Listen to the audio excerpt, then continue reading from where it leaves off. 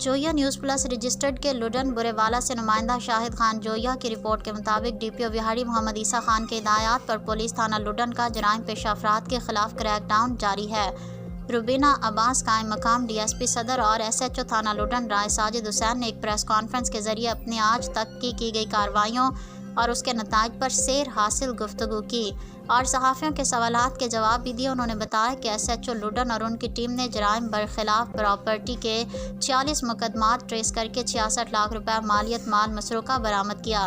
نویشی چور گینگ کے 3 ممبران اشفاق، الیاس اور اقبال گرفتار، 50 لاکھ روپے مالیتی مال مسروقہ، 6 عدد مویشی شہزور ڈالا اور نقدی برآمد کیا گیا۔ انہوں نے مزید بتایا کہ موٹر سائیکل چور گینگ کا سرغنہ فیصل کو گرفتار کر کے 10 لاکھ روپے مالیتی 10 عدد موٹر سائیکل برآمد کی گئی۔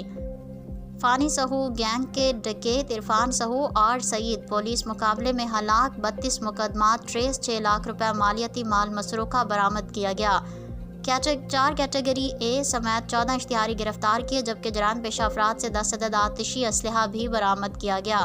اس کے علاوہ 13 شراب فروشوں سے 300 لیٹر شراب جیسے 3 منشیات فروشوں کو گرفتار کر کے 5500 گرام چرس بھی برآمد کی گئی۔ آخر میں ان کا کہنا تھا کہ ڈی پی او وہاڑی محمد عیسیٰ خان کی سربراہی میں وہاڑی پولیس عوام کے جان و مال کی حفاظت کے لیے اپنی تمام توانائیاں صرف کر رہی ہے۔